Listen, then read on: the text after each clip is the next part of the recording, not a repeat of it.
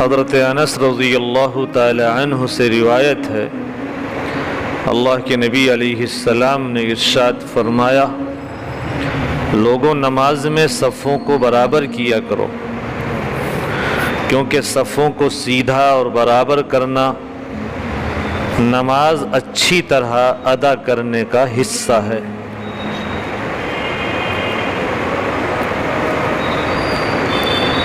نماز کے لیے اللہ تعالیٰ نے ایک اجتماعی نظام قائم کیا ہے جسے ہم جماعت کہتے ہیں، جماعت سے نماز پڑھنا۔ اس کے لیے اللہ کے نبی علیہ السلام نے طریقہ یہ تعلیم فرمایا ہے کہ لوگ صفیں بنا کر برابر کھڑے ہوں۔ ظاہر ہے کہ نماز جیسی اجتماعی عبادت کے لیے اس سے زیادہ حسین اور سنجیدہ اور اس سے بہتر کوئی صورت نہیں ہو سکتی۔ پھر اللہ کے نبی علیہ السلام نے تاکید فرمائی کہ صفیں بالکل سیدھی ہوں، کوئی شخص 1 انچ نہ آگے ہو اور نہ پیچھے ہو۔ پہلے اگلی صف پوری کر لی جائے، اس کے بعد پیچھے کی صف شروع کی جائے۔ بڑے حضرات جو بزرگ ہیں، ذمہ دار ہیں یا اصحاب علم ہیں، وہ اگلی صفوں میں اور امام سے قریب جگہ حاصل کرنے کی کوشش کریں۔ چھوٹے بچے پیچھے کھڑے ہوں اور امام سب سے آگے اور صفوں کے درمیان میں کھڑا ہو۔ اتنی مقتدی دائیں طرف ہوں، اتنے ہی بائیں طرف ہوں، امام بالکل بیچ میں کھڑا ہو۔ تو ان سب باتوں کا مقصد جماعت کی تکمیل ہے۔ اللہ کے نبی علیہ السلام خود بھی ان تمام باتوں کا اہتمام فرماتے تھے اور وقتاً فوقتاً امت کو بھی اس کی ہدایت اور تلقین فرماتے تھے، اور ٹیڑھی صف کرنے والوں پر بڑی سخت تنبیہ آپ علیہ السلام ارشاد فرمایا کرتے تھے۔ اس لیے صفوں کو سیدھا کرنا یہ بہت ضروری ہے۔ صفوں کے ٹیڑھے پن سے دلوں کے اندر بھی فرق پڑتا ہے۔ اللہ کے نبی علیہ السلام نے فرمایا، صفیں اپنی بالکل سیدھی بناؤ، برابر کھڑے ہو جاؤ۔ صفوں کا سیدھا کرنا یہ بھی نماز کا ایک بہت بڑا حصہ ہے۔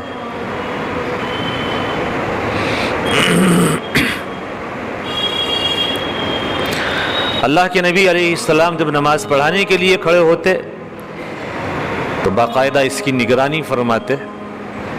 پہلے دانی جانب رخ کر کے لوگوں سے فرماتے کہ برابر ہو جاؤ اور صفوں کو سیدھا کرو۔ پھر اسی طرح بائیں جانب رخ کر کے ارشاد فرماتے کہ برابر ہو جاؤ اور صفوں کو سیدھا کرو۔ اللہ کے نبی علیہ السلام اکثر و بیشتر خصوصاً نماز کے لیے کھڑے ہونے کے وقت اس کی بار تاکید فرماتے کہ لوگ اپنی صفوں کو درست کریں اور بالکل سیدھے کھڑے ہوں۔ آج کے دور میں تو اس پر عمل کرنا بہت آسان ہے۔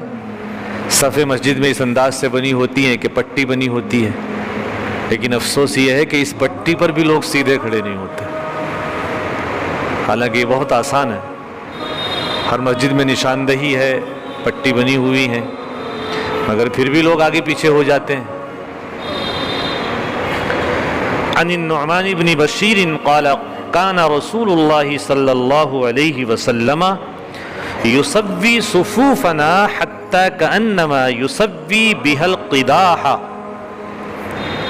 حتى رأى أنها قد عقلنا عنه ثم خرج يوما فقام حتى كاد أن يكبر فرأى رجلا باديا صدره من الصف فقال عباد الله لتسون صفوفكم أو ليخالفن الله بين وجوهكم رواہ مسلم۔ نعمان بن بشیر رضی اللہ تعالی عنہ سے روایت ہے، اللہ کے نبی علیہ السلام ہماری صفوں کو اس قدر سیدھا اور برابر کرتے تھے گویا کہ ان کے ذریعے آپ تیروں کو سیدھا کریں گے۔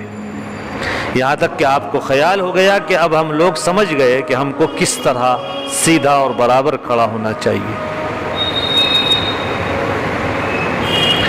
اس کے بعد ایک دن ایسا ہوا کہ آپ باہر تشریف لائے اور نماز پڑھانے کے لیے اپنی جگہ پر کھڑے بھی ہو گئے، یہاں تک کہ قریب تھا کہ آپ تکبیر کہہ کے نماز شروع فرما دیں کہ آپ کی نگاہ ایک شخص پر پڑی جس کا سینہ صف سے کچھ آگے نکلا ہوا تھا، وہ سب سے آگے تھا، تھوڑا سا آگے بڑھا ہوا تھا۔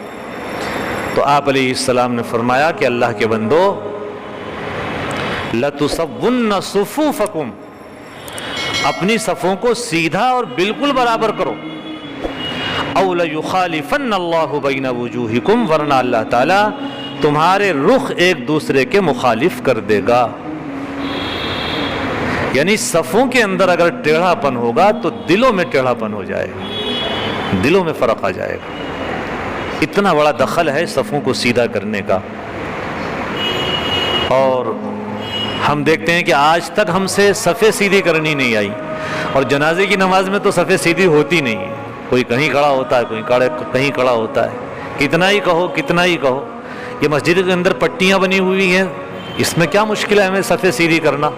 ہر آدمی برابر اپنی ایڑی رکھتا چلا جائے۔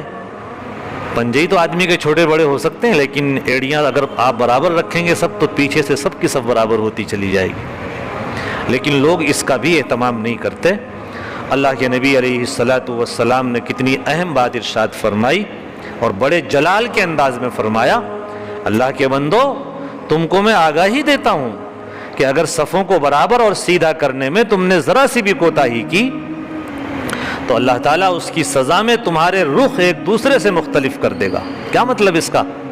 یعنی تمہاری وحدت اور تمہاری اجتماعیت پارا پارا کر دی جائے گی اور تم میں پھوٹ پڑ جائے گی۔ جو امتوں اور قوموں کے لیے اس دنیا میں 100 عذابوں کا ایک عذاب ہے، آج ہم نہیں دیکھتے کہ ہمارا شیرازہ منتشر ہے، اجتماعیت کہاں ہے امت کے اندر، اتحاد کہاں ہے، سب ختم ہو چکا ہے۔ صفوں کو برابر اور سیدھا کرنے میں کوتاہی اور غفلت پر باہمی اختلاف اور پھوٹ کی وعید اللہ کے نبی علیہ السلام نے بہت ساری احادیث میں بیان فرمائی ہے۔ اس لیے لوگوں کو چاہیے کہ اس کا اہتمام کیا کریں کہ جب جماعت میں کھڑے ہوں تو اپنی صفوں کو بالکل سیدھا کریں، کاندھے سے کاندھا ملائیں، ایڑیوں کو برابر رکھیں، پٹی کے اندر اگر پچھلے حصے میں سب کھڑے ہو رہے ہیں تو وہیں سب کے ایڑیاں ٹکتی چلی جائیں گی تو صف خود بخود سیدھی ہوتی چلی جائے گی۔ عن ابی مسعود الانصاری رضی اللہ تعالی عنہ قال كان رسول اللہ صلی اللہ علیہ وسلم يمسح مناکبنا في الصلاة ويقول استووا ولا تختلفوا فتختلف قلوبكم لِيَلِيَنِي مِنْكُمْ أُولُو الْأَحْلَامِ وَالنُّهَى ثُمَّ الَّذِينَ يَلُونَهُمْ ثُمَّ الَّذِينَ يَلُونَهُمْ رواہ مسلم۔ حضرت ابو مسعود انصاری رضی اللہ تعالی عنہ سے روایت ہے کہ اللہ کے نبی علیہ السلام نماز میں، یعنی نماز کے لیے جماعت کھڑی ہونے کے وقت ہمیں برابر کرنے کے لیے ہمارے مونڈھوں پر ہاتھ پھیرتے تھے اور فرماتے تھے برابر ہو جاؤ، آگے پیچھے نہ ہو، ولا تختلفوا، اور مختلف یعنی آگے پیچھے نہ ہو کہ خدا نہ کردہ اس کی سزا میں تمہارے دل باہم مختلف ہو جائیں۔ اور فرماتے تھے کہ تم میں سے جو دانش مند اور سمجھدار ہیں وہ میرے قریب کھڑے ہوں۔ ابھی پیچھے آیا تھا نا، میں نے بتایا تھا آپ کو کہ امام کے پیچھے سب سے پہلے حق ان لوگوں کا ہے جو بزرگ ہیں اور سمجھدار ہیں، اہل دانش ہیں، وہ لوگ کھڑے ہوں۔ ان کے بعد وہ لوگ ہوں جن کا نمبر اس صفت میں ان کے قریب ہو، اس کے جو قریب سمجھدار ہوں وہ ہوں، اور ان کے بعد وہ لوگ جن کا درجہ ان سے قریب ہو۔ ایک آدمی بزرگ بھی ہے اور سمجھدار بھی ہے، علم بھی رکھتا ہے، سمجھ بھی رکھتا ہے، صوم و صلاۃ کے مسائل کو بھی جانتا ہے، تو پہلی صف میں اسے کھڑا ہونا چاہیے۔ اس کے بعد میں وہ جو اس سے کم درجہ رکھتا ہے وہ ہو، اس کے بعد وہ جو اس سے کم درجہ رکھتا ہو۔ اس طرح اللہ کے نبی علیہ السلام نے ہدایات فرمائی ہیں کہ میرے قریب وہ لوگ کھڑے ہوں جن کو اللہ تعالیٰ نے فہم و دانش میں امتیاز عطا کیا ہے، ان کے بعد اس لحاظ سے دوم درجے والے، اس کے بعد تیسرے درجے والے، اور یہ ایک صلاحیت کے اعتبار سے لوگوں کو مقام دیا جاتا ہے۔ جو صلاحیت والے لوگ ہیں، اہل فہم ہیں، اہل دانش ہیں، وہ آگے کھڑے ہوں، پھر اس کے قریب اور اس کے قریب اور اس کے قریب اور۔ عن النعمان بن بشیر قال كان رسول الله صلی اللہ علیہ وسلم يسوي صفوفنا اذا قمنا الى الصلاة فاذا استوينا كبر، رواه ابو داود۔ حضرت نعمان بن بشیر رضی اللہ تعالی عنہ سے روایت ہے کہ اللہ کے نبی علیہ السلام کا دستور تھا کہ جب ہم کو نماز پڑھانے کے لیے کھڑے ہوتے تو پہلے آپ ہماری صفوں کو برابر فرماتے، اور جب ہماری صفیں درست اور برابر ہو جاتی تو آپ تکبیر کہتے، یعنی نماز شروع فرماتے۔ اللہ تعالی ہم سب کو صفوں کے درست کرنے کی توفیق عطا فرمائے۔ وآخر دعوانا ان الحمد للہ رب العالمین۔ سبحان اللہ۔